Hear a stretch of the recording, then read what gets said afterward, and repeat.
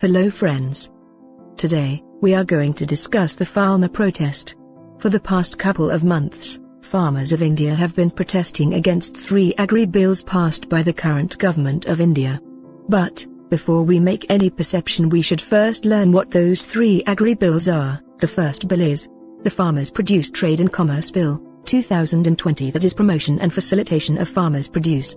According to this bill, first, farmers are free to sell their produce to anybody, anywhere. Second, it removes all barriers for intra- and interstate trade in agricultural produce. And third, it supports seamless electronic trade. Now, before opposing it blindly, we need to ask, how will this help Indian farmers? Well, with the implementation of this bill, first, traders, or as we know them, the middlemen, will no longer be the biggest beneficiary and their monopoly will come to an end. Second, this will put the farmers in the driving seat and hence the rates of the crops will be competitive. Third, as a result, farmers will get better rates for their produce, hence increasing their incomes. Fourth, because of surplus demand in a particular region, the rates of crops drop to the floor. This bill allows them to sell their crops to locations which are in deficit of the particular crop, and hence they shall get the rates of their choice and won't be affected by the traders. Fifth, farmers, contrary to the present, will be able to nationalize their market and the intimidation of mandis will be gone forever. And sixth, because middlemen cheat the farmers for low prices and sell their products at higher rates to the consumers, it will no longer be the situation. Consumers get better and cheaper products in the absence of the traders. The second bill is the Essential Commodities Amendment Bill, 2020. What it does is, first, removes cereals, pulses, oilseed, edible oils, onion and potatoes from the list of essential commodities, and second, does away with imposition of stock limit except under exceptional conditions. Now, how does it help the farmers? First, it ends the harassment of businessmen and traders. Second, likely to attract private investment in cold storage, warehouses, processing, which will help reduce wastage as storage facilities will improve. And third, this will bring price stability and raise farm incomes. Remember, when farmers used to throw onions and tomatoes on the highways because they could not get the right price for their produce. The third bill is Farmers' Agreement of Price Assurance and Farm Services Bill for their empowerment and protection. What it does exactly is, first, the bill relates to contract farming, and second, allows farmers to tie up with large buyers, exporters and retailers. And how does it help the farmers?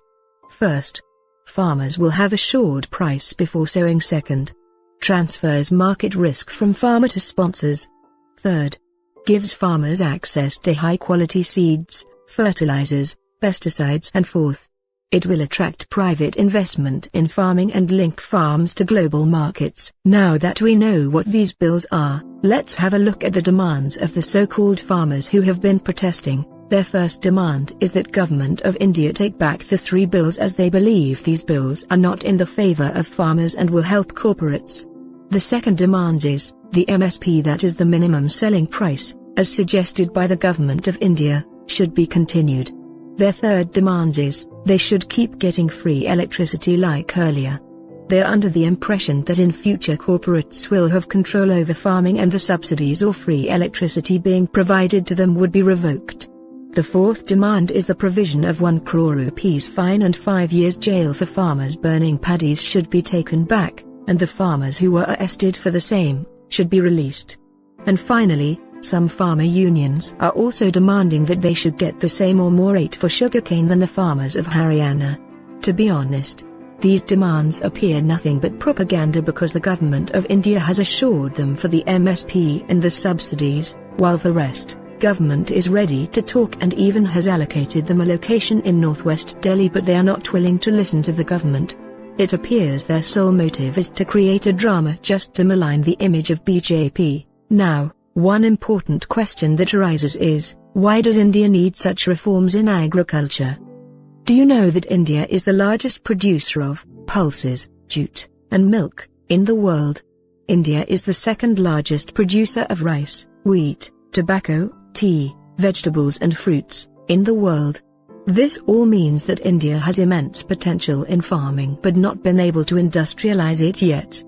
Despite India being an agricultural country, farmers are considered backward, and even with 60% population involved in farming, Farming contributes only 16% in the national GDP.